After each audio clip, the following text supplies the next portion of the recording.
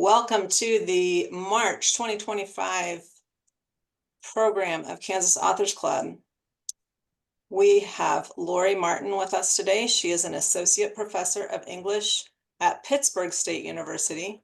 That's Pittsburgh without an H, so she's right here in Kansas, where she teaches creative writing courses. Her poetry and fiction have appeared in numerous literary magazines, including the Cincinnati Review, the MacGuffin, the Maine Review, Midwest Quarterly, Frick of the Spindle, Room Magazine, Tampa Review, and others. Martin's writing has been recognized with awards from the Cincinnati Review and Kansas Voices. A graduate of the prestigious Iowa Writers Workshop, she was named a Truman Capote Fellow and received the Clark Fischer Ansley Award for Excellence in Fiction. In addition to her teaching and writing, Martin serves as the poetry editor for the Midwest Quarterly and the editor-in-chief of River Styx magazine. Lori, we are so happy to have you here today. Thank you so much, Tracy. And thank you everyone for being here. It's a great turnout. And it's always so good to be around people who like to write. I always say that writers are the best people. And I mean, there may be some argument about that, but I would say that writers are the ones who notice things, and writers explore the shadows and they hold what they find up to the light. So these are my kind of people. As Tracy said, my background is in teaching and editing, and I write fiction and poetry, although my heart tends to lean more towards the fiction side. I feel that this came from all the stories that my grandparents used to tell me. They were great storytellers, and I think the storytelling gene must have been handed down to me because I do love a story. And often when I write poetry, it's narrative, in fact. So I learned early on how powerful storytelling is. Today, we're going to delve into the heart of revision, and I'm going to pull up my PowerPoint to share with you, which hopefully will help.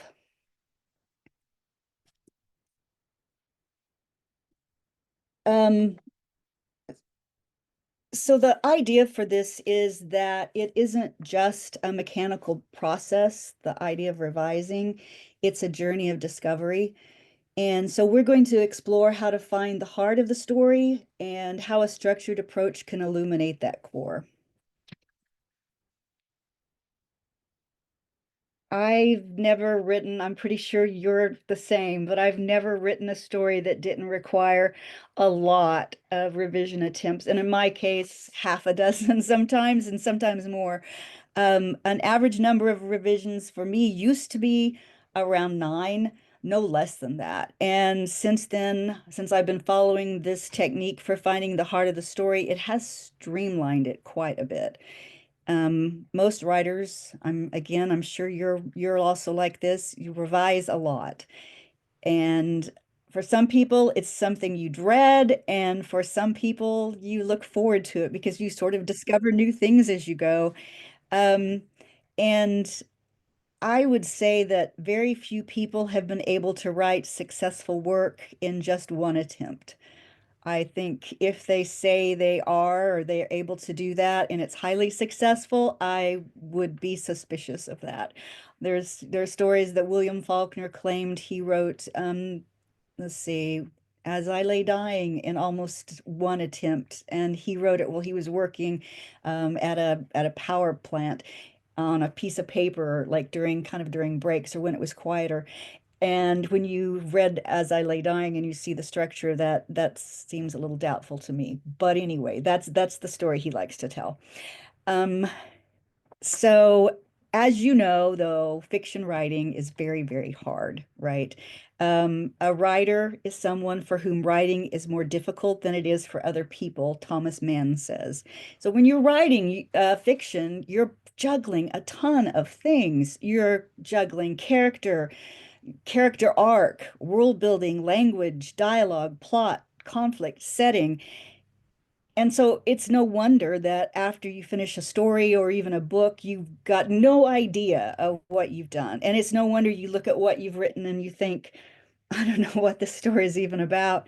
I don't know what I've done here, and I don't know where to begin revisions. That's certainly been true for me. So my process, today we're going to walk through The Horse's Bones, which is a story of mine. And it was one I struggled with quite a bit. It's going to be kind of a case study here. We're going to explore how specific steps can help you uncover your story's true heart, but it's sort of also like it's a story of how I discovered my story's true heart. So it was really hard for me to write, and I don't know why. I still don't know why it was really hard for me. It was in my wheelhouse. I think I would probably land my writing in a Midwestern Gothic category, and it's set in a part of Kansas that I grew up in. And I grew up in a rural area of Kansas. I knew these characters very well. I felt like these were characters I had known growing up, and I knew the setting. The setting itself was, very similar to the house that I grew up in. I knew the landscape. I knew all of it. So why was it hard? I couldn't figure out why it wasn't coming together the way that it needed to come together. And it's only been about a year ago that I actually finished this story, and I'm going to let you know soon how long that took me. It was a terribly long time to finish it, but I did. I worked off and I hate to even tell you, but it was like 8 years. It was like 8 years, and so that's terrible. Well, not terrible. I guess it got me where I needed to be, maybe. So I want to talk about like sort of my process of getting this story sort of started and finding out its heart as I went. And so I think part of that really important process is keeping a writer's notebook. And doing that isn't about rigid rules. It's going to be about capturing whatever sparks your interest. It could be words, it could be lists, it could be quotes, it could be memories, descriptions, anything that resonates with you. Studies show that writing things down does enhance recall. And I can be honest with you, I need all the help with that I can get. So the idea of a creative notebook or diary or journal, it it's pretty popular, I guess, these days. Most people who write would say, yes, I keep something like that, but it isn't new. I mean, it was as far back as like around 1,000. We have like journals or diaries. In one case, it's one called the Diary, and I'm going to mispronounce this terribly, so apologies, but it's called the Diary of C. Shawnigan, and it was written during the Heian period, Heian period, and it's a collection of observations, essays, and lists, lots of lists, and some of them are really sarcastic little lists of things. So it was compiled by a lady in waiting, and they were funny and again insightful. You could, kind of understand court life through it all, but daily experiences. And those lists were things that irritate me. That was one of them, things that make me happy, and even the things that make me happy are a little sarcastic. So it's a fun list to read. And I mentioned earlier that my grandparents were wonderful storytellers. My father's parents had funny stories, really strange stories sometimes. Once my grandmother, that would be my grandmother Baker on my father's side, told me about a time when my dad, when he was 3 years old, how he threw his much loved red rubber boots into the well.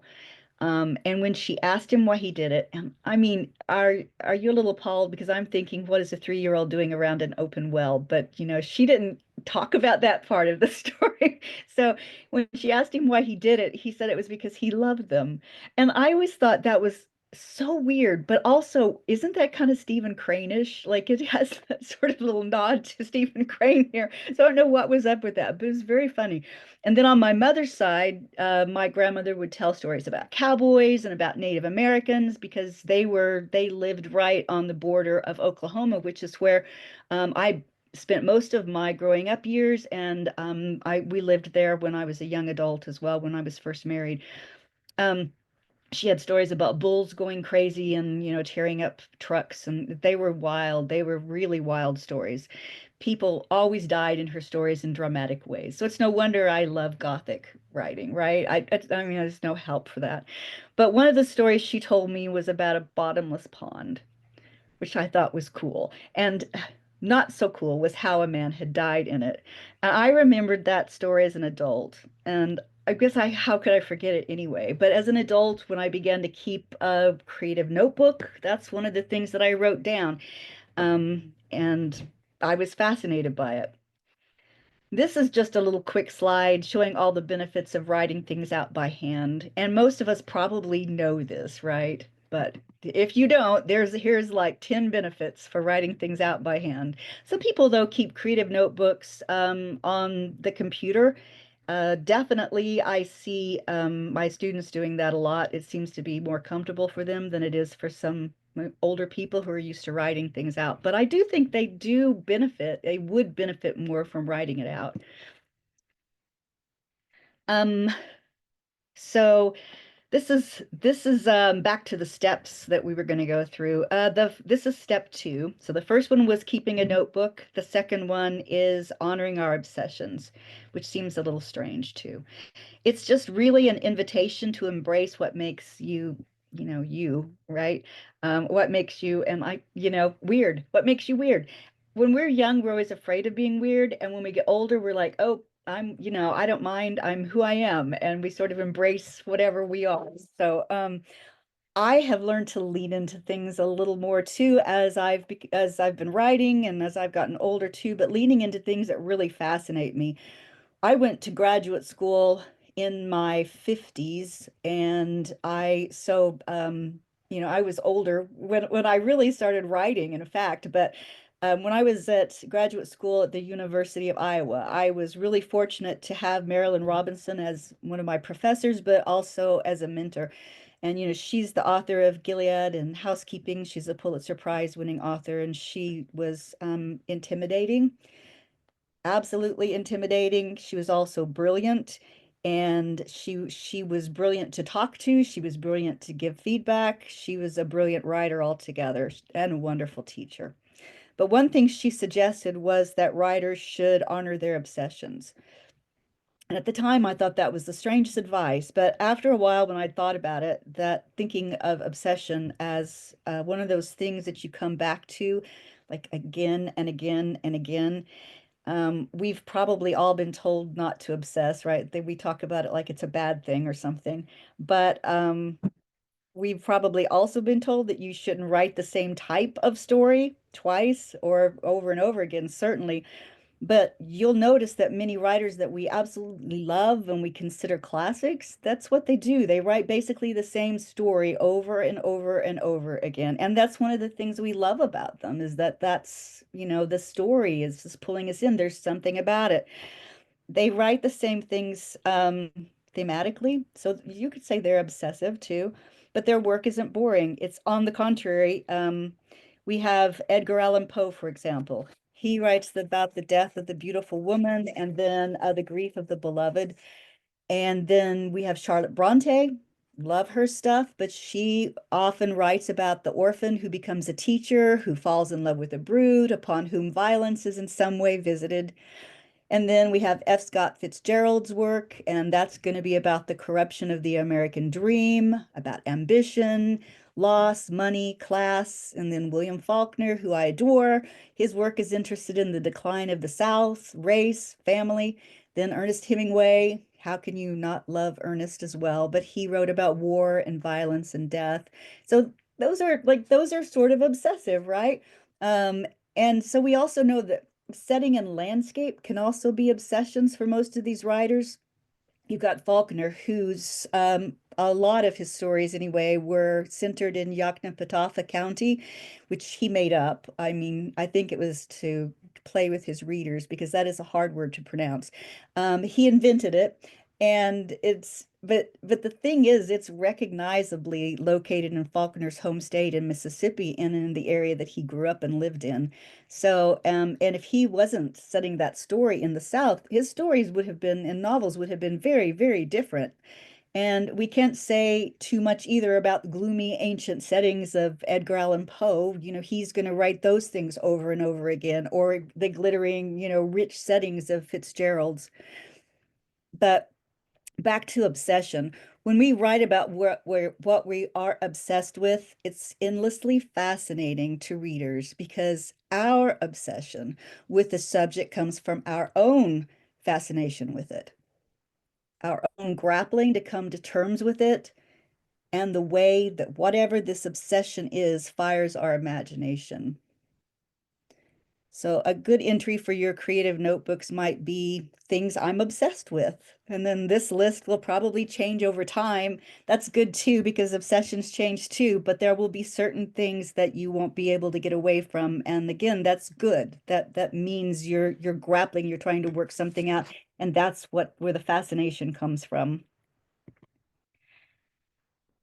One of the things that pops up in my writing a lot is bodies of water. And I think this stems from when I was a little girl and I used to walk, and a lot of you will understand this too. I used to walk barefooted to the creek. So I walked across several pastures and fields to get to the creek, and I would go barefooted, and my parents never thought a thing of it. Would I have let my kids do that? No, probably not. Definitely not my grandchild. So I did. So I'd walk down to the creek and I'd spend hours and hours there by myself, just sitting and dreaming. So the creek started to mean something to me, and it certainly fires my imagination, and it shows up over and over and over again in my writing. I don't intend to do it. It's just there. And when you think about it, I'll bet you can think about some things in your writing that are like that too. And maybe you think, oh, I should probably not be writing about this again. But I'm going to say, yes, yes, you should write them. So when we think about how memory is triggered, it's an awful lot like analogy, isn't it? Because what we're saying is that this now is like that then. And so the triggering of memory then it takes everything so much deeper. Those trust those memories and those obsessions. So I couldn't get the idea of the bottomless pond out of my mind, and I kept thinking about it. I kept wondering what would happen in such a place? What terrible things might happen there? What might lie at the bottom of that bottomless pond? And that's how the horse's bones started. It started with that story that my grandmother had told me that I remembered and wrote down in my notebook, and then I came back to it, and then I recognized this obsession for a creative spark. Here's a description from the early drafts, almost from the beginning, which I don't often just have something that I keep sort of untouched, or that I feel like really got something from the beginning. And this was still missing a little something, but I kept the first part of it almost exactly, and then a little bit of it is changed. We'll get to that in a little bit. But let me read that. Well, some 50 years ago, his grandma's brother Virgil had a spotted horse he dearly loved that wandered into the pond on a hot day such as this. One minute the horse was in the water, his coat wet and shining, enjoying the coolness, and the next he was gone. He never did come to the surface. Then Virgil nearly drowned trying to save him. They say the pond is bottomless. If you step off the ledge, you're lost. The pond scared Rye, sure enough, although he wouldn't tell anyone else that. He couldn't stop thinking of Virgil's horse's bones down there in the deep dark. Maybe fish swam through the horse's eyes sockets and water counted its rib bones. Maybe its thick spine undulated with the waves and its feet ran soundlessly through the deep. So, um, a description, even a description that you feel good about, it isn't enough, right, for a story. So I needed to understand what the pond meant, because obviously it represents something, right? So it's a big symbol in the story. Flannery O'Connor writes, "I write to discover what I know." So that is how I write too. And I think a lot of us do. We write, we don't know what we're going to do till we've written it. And then we look at it and we're like, oh, look at that. That was pretty cool. So I don't usually start a story having any idea of what the ending is going to be. I take it as a journey of discovery. So I wrote diligently and several drafts, but it still felt unclear to me. And by the time I'd written 3 or 4 drafts, I had a nice long story. It was 25 pages and it was fine, but I just had the feeling that I didn't know what it was about, that I still wasn't getting at it like I should. So the classic mistake, I kept writing more. I kept adding to it instead of like trying to like get at what the actual problem was. I just kept adding to the mess. And so I made it longer without ever, at least in my opinion, making it better. So I had the feeling that somehow I'd gone the whole wrong direction with it. And just a little bit about the story. So the story is about 12-year-old boy named Rye, and he's sent to his grandmother's house to help take care of her after she's had a stroke. But really, he's been sent there so his mother can resume her relationship with a man who is abusive to her and to Rye. And while Rye is at his grandmother's over the summer, he also helps take care of his mentally handicapped aunt, Esther. He wonders what happened to his grandfather, who disappeared years ago. And then there was a subplot that sort of messed everything up because the subplot I had was about Rye's uncle, but that wasn't really the story. It was just leading off in a direction that was not, I wasn't doing the best thing for the story. And so I paid too much attention to that subplot. I'd given too much energy to that. So I worked with it some more and it went through more revisions. When I begin revising, there are things I always think about. I think about basic things like, are there too many characters? Are there too few? Are they motivated sufficiently?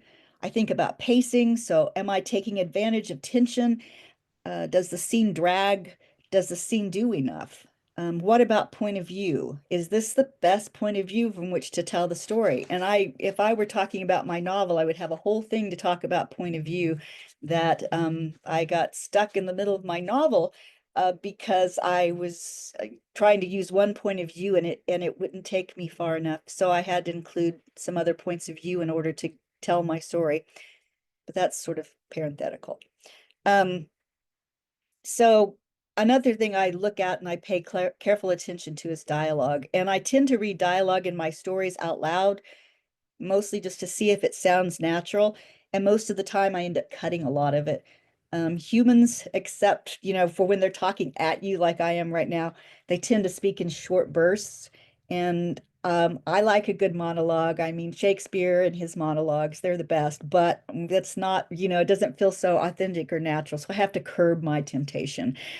I sent the story out and had some good feedback on it, although one editor told me they loved the story, but it was way too gothic for their taste.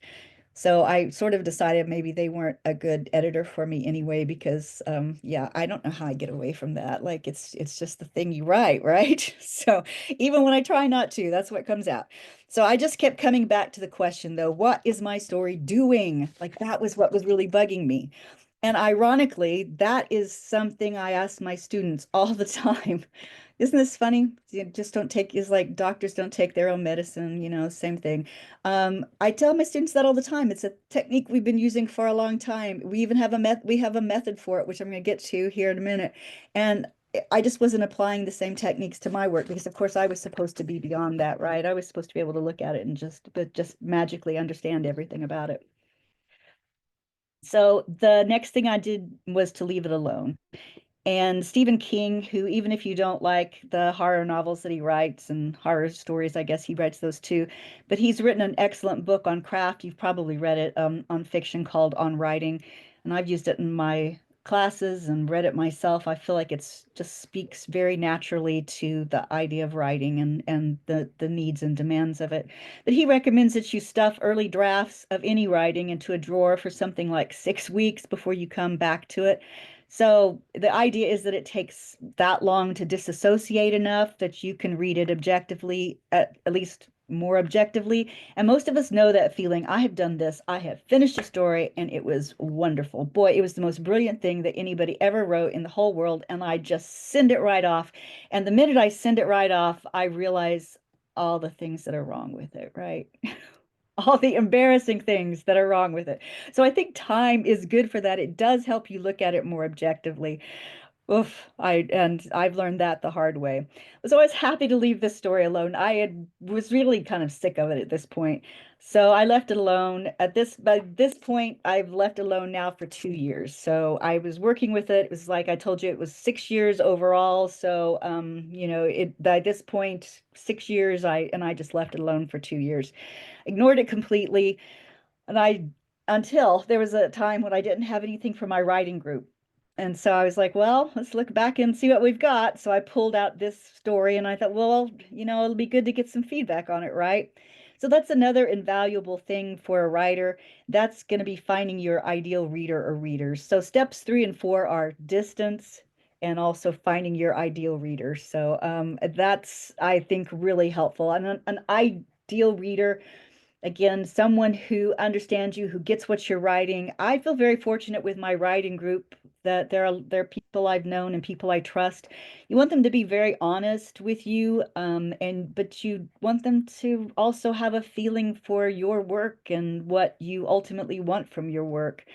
So my writing group's notes helped me to see the horse's bones differently. And it also helped me see that I hadn't really been taking into account what my story was trying to do, its heart. So I saw that the story was kind of in a broad way at this point about intergenerational trauma, broken families, and loss of faith. So then our step 5 is getting to the heart of the story. And there are little subpoints to this too we're going to talk about. So step 5 is going to be identifying the heart of your story. And that's where we ask the important question, what is the story trying to do? Not just theme, but then the core essence. This is where it dawned on me that I wasn't doing the thing, that I told you that I taught my students to do. Uh, I started teaching my students this way. Workshops are weird, and we do the Iowa method of workshopping, which is, you talk about what works and what doesn't work.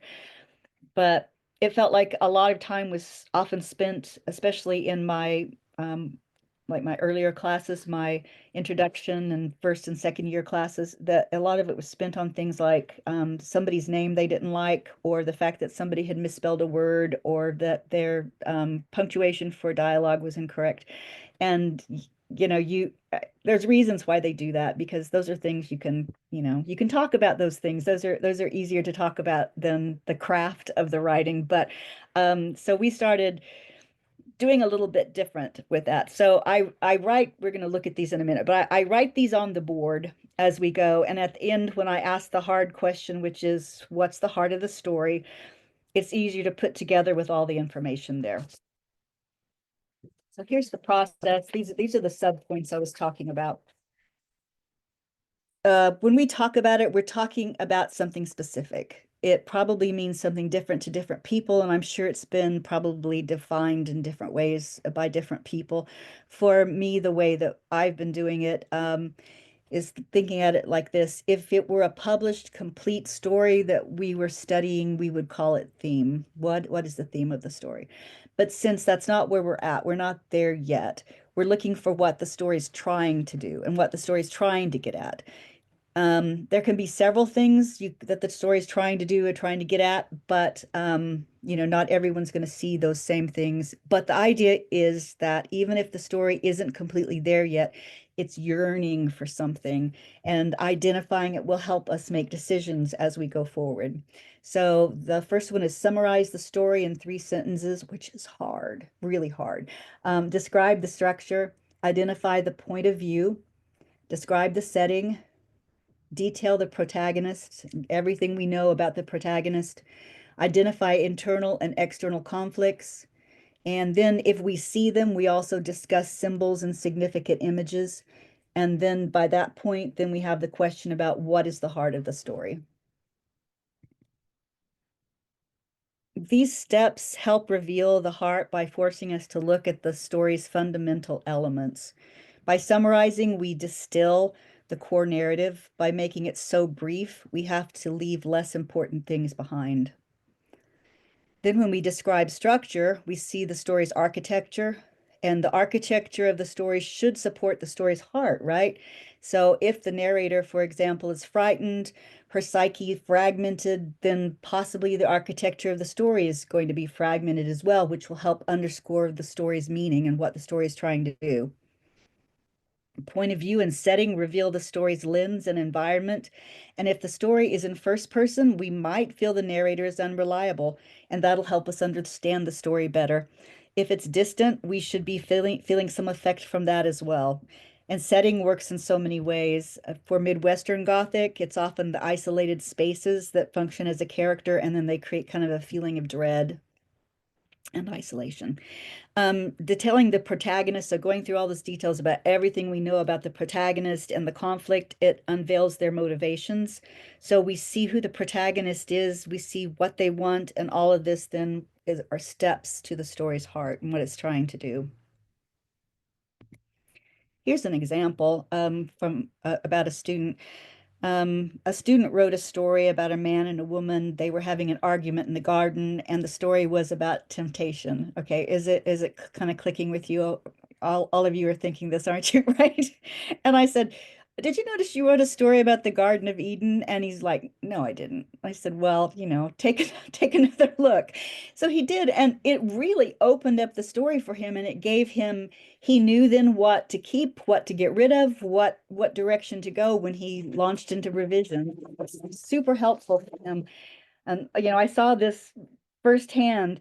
I can give example after example of students who've gone through the same process and have discovered it. Maybe that one was one of the more obvious ones and kind of a funny one, but definitely I've seen it in other cases. So his final draft was wonderful, and he was really proud of it. He was a graduate student, so this was a story that was part of his thesis, and it was great. So when I'm applying some of this to the steps finally, so I'm finally like, oh, I'm not doing the thing. So I do the thing, and I started applying the steps to the horse's bones. And I discovered that central to the story was the idea that Rye had lost his home and his mother didn't want him to return home. And he doesn't know who his father is. His stepfather, who had shown him attention and some love at times, you know how that goes. Some of these are just complicated. He was also abusive, so there was like just this complicated situation. His uncle was terrible. His grandmother and his aunt were handicapped, and so in many ways they were absent or not there for him anyway. And his grandfather, who should have been there, had been like he had disappeared and in the water in that pond, and he'd done something unforgivable. And so like that there's no one there for poor Rye. Rye had been torn from his home, and he was virtually alone. Um, so I revised with that in mind, and I cut a lot, even the things I loved. You've probably heard the kill your darlings thing. I think most writers have. Writer Arthur Quiller Couch is the one who first used the term when he said, I love this. It's very snarky. If you here require a practical rule of me, I will present you with this. Whenever you feel an impulse to perpetrate a piece of exceptionally fine writing, obey it wholeheartedly and delete it before sending your manuscript to press. Murder your darlings. Good note there. So I killed my darlings, painful as it was, and moved on. Um, Another thing I should note that is if you write a story about a bottomless pond, your protagonist is going to have to fall into that pond, right? We know that has to be a thing, but that's if you go by Chekhov's rule, his Chekhov's gun theory, which Hemingway disagreed with and which Chekhov himself sometimes ignored. But the actual Chekhov quote is, "Remove everything that has no relevance to the story." If you say in the first act that there is a rifle hanging on the wall, in the second or third act, it absolutely must go off. If it's not going to be fired, it shouldn't be hanging there. So he does break that rule in the cherry orchard, though, just by the way. Um, so here's what we're kind of at with the pond scene when he falls into the pond as he has to do, right? So he sank faster than he would have thought possible. He couldn't tell where he was. He reached for something solid, but it was all water. The ledge should have been behind him, but it wasn't. He flailed around. Swim, his brain said, but he couldn't. He just wanted out. His head emerged from the water and he gulped air, knowing he was going to go under again. He could see pieces of the sky through the trees, and then he sank. The mud swirled around him. Everything he did stirred the sediment, sending it roiling in impenetrable brown eddies. He felt something brush his arm, something long and lithe. He struck at it and felt it touch his hand, then wind muscularly around his forearm. He thrashed until he didn't feel it any longer. The thick water thrummed in his ears. Words he couldn't understand. Weeping from the deep. He splashed for the surface again. He was drinking the vile water. It was filling him. He burst out of the water and gasped for air. Sunlight speared his face first, speared his heart. He wanted to cry from the pain in his chest, this for the sweetness of it. Um, and then this comes back to that earlier um, description of the pond that we talked about. And I said I stuck with it mostly, but I did change some things because I understood a little bit better. So I'm going to read that too. So he couldn't stop thinking of Virgil's horse's bones down there in the deep dark. Maybe fish swam through the horse's eye sockets and water counted its rib bones. Maybe its thick spine undulated with the waves and its feet ran soundlessly through the deep. What it had been was a memory. No, less than that. A ghost revived solely for warning, absent of flesh and warmth and love. In the end of it, I cut 4 pages from the story, added a little bit, but revised a lot of it and what didn't serve the story's heart. And again, identifying the heart of the story helped me so much to make these decisions about what to keep and what to take out. It helped me strengthen the parts of the story that were already doing their work too, so I could go in and boost those up a little bit. Of course, I had to think about the ending. We're almost done here, so I had to think about the ending. That was of course a thing. Endings are hard, and I and hardly anyone else ever gets them exactly right because they are so hard. If I didn't know what the story was about, I certainly wouldn't have been confident in the ending, and I think that's one of the reasons why they're so hard. We can't write a suitable ending, one that's surprising and yet inevitable, which according to Peter Selgin, that's what we should do if we don't know our story thoroughly and confidently. So just a little more on the Peter Selgin thing. Peter Selgin says that two things should happen when a reader reaches the end of the story. The first reaction should be what? And it should be followed by, but of course. So the first reaction is a surprise, and the second comes out of a sense of inevitability, not predictability, but inevitability. The feeling that the story couldn't have ended any other way. So I tried to get at the truth of the story, which was Rye's feeling of abandonment, but to come at it indirectly. And as Selgin says, we never want the ending to be completely predictable again. We want it to feel inevitable, but not predictable. And it's always good to avoid the ending that feels completely tied up in a bow and resolved because it's good when you want the ending to open up in a way so that the reader's thinking about it. It's not all resolved, right? It's tickling the reader's mind. They're imagining what happened beyond that ending. And I think that's one of the goals for a great ending in a story. We want to feel that satisfying click.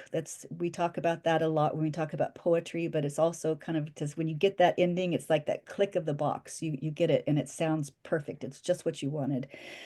So you absolutely have to understand what your story is doing in order to stick that ending. So just reminders, here are the 7 steps: keeping a notebook, honoring your obsessions, writing and setting it aside, seeking feedback, identifying the heart, and killing your darlings, and finally crafting a resonant ending. So we've reached the end. And thank you all. You've been a great audience. And if you have any questions, I'm open for that now.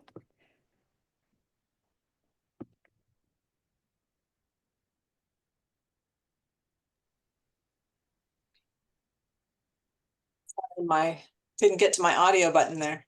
This is wonderful. Anybody else ready to go pull out their books that have or their creative distance? Yay. Definitely like that. Just what we need. It is. You have to butt in if you Oh, want to. Carolyn? Yeah, could you differentiate for me theme and the heart of the story? And do you find one from the other, or how do they work together? Yeah, I would call theme we would call it theme if it's in a story that's already been finished and it's published, it's done, it's set in stone.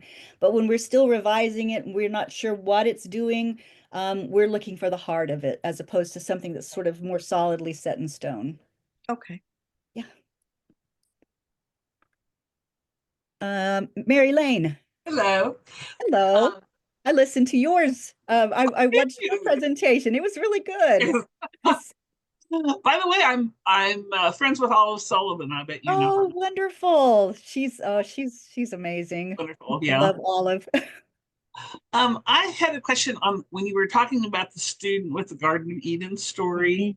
I wasn't clear if when he revised it, if he stuck to the Bible story or if he tried to get the Garden of Eden out of it. No, he stuck with it, but you know, because it was a great scene. And it had all this, you know, you're feeling all this allusion, all this biblical allusion without coming out and saying it. And so once When he you have realized your that, then soul it colored can't the rest see of you, his you gotta story really in a way, and it scream changed the and way his raise your story went and even how the protagonist behaved. So it was really impactful for him to discover that. But it Thank could you. be a bad thing too, right? It could be a bad thing too, if it was working against what he wanted, right? Yeah, Marie.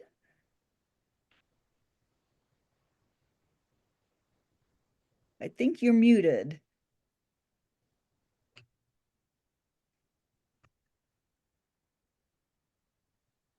The quick unmute reminder, if you hold your space bar down, it will let you speak. Mm. And then it'll mute you again when you let go. Okay, go ahead. I'm wondering if the little darlings that you take out of a story can be the makings of another story. Oh, 100%. I'm glad you said that. Save them. Save them, because a lot of my things I've saved and I've used later in As other long as stories, you and they want worked great. They, you know, maybe a little that revising of them, down. but they were really useful. That was a great question. Thank you. Thank you.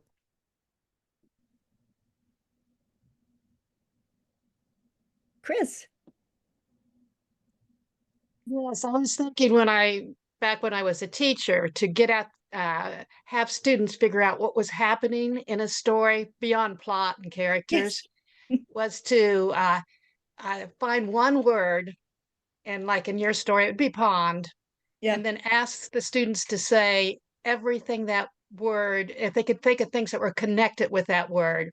And they would go around and add all these connections, and some didn't mean much, but eventually they would get at the heart of the story with one word. That's great. That's a great exercise. I love that. I'll have to make a note for that one. Thank you.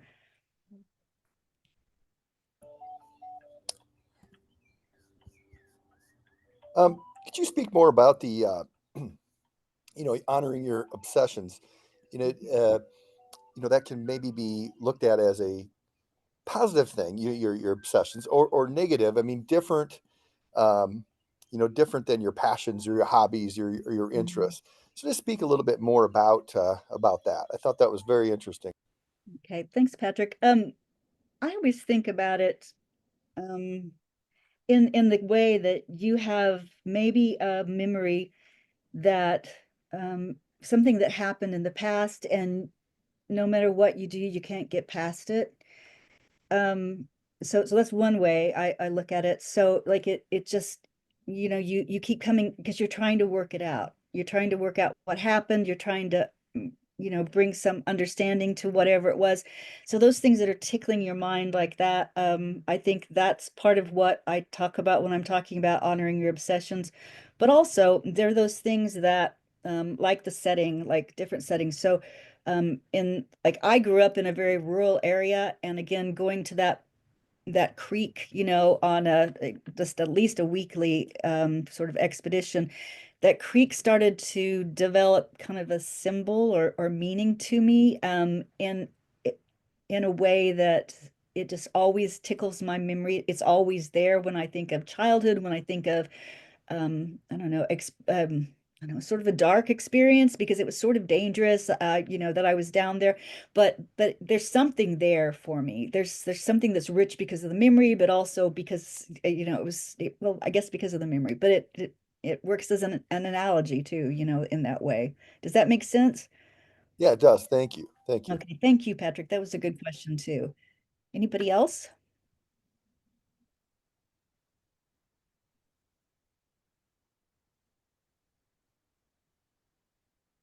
Do we have any questions in chat?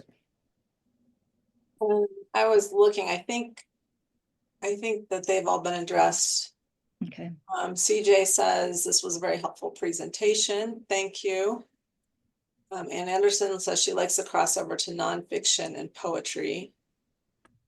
And anyone else have any comments or questions? Or we have about 10 more minutes if we want to use them.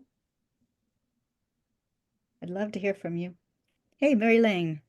Well, this is very helpful for me. I've been writing for like 30, 40 years, but mostly nonfiction and poetry. And I'm right You're a now, wonderful writer. thank you. I'm writing my first novel, and I am I'm in a foreign country. And I don't know the language. Whole new thing, isn't it? I want to thank you especially for this presentation because it's just what I'm needing right now. So thank Thank you. you so much. Thank you for telling me that. That means so much. Me too. I think exactly what I was needing. April says, I found this so incredibly helpful. You've simplified these revision concepts so well. Thank you. Thanks, April. Charlotte says, great presentation. Thank you. So yeah, this is wonderful. We will have this recording up on the website for members for the next month until we replace it with next month's program, which I should have had that pulled up to remind everyone. Give me a second here. Next month we have Jillian Forsberg from Wichita. She's talking about based on true events, how to incorporate history into your writing. And that will be our regular April 19th, our third Saturday. So I think if nobody has any questions, we'll just dismiss everyone to go out and enjoy this beautiful weather. I hope it's beautiful everywhere. It is here. Thank you all. You all were such a great audience. Thank you.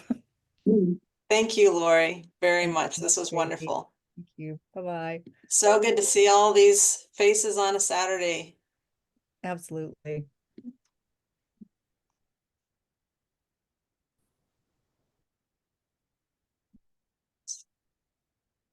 My loud voice to try to get her attention. Do you want me to use my loud voice to try to get her Oh, attention? I should ask, does anybody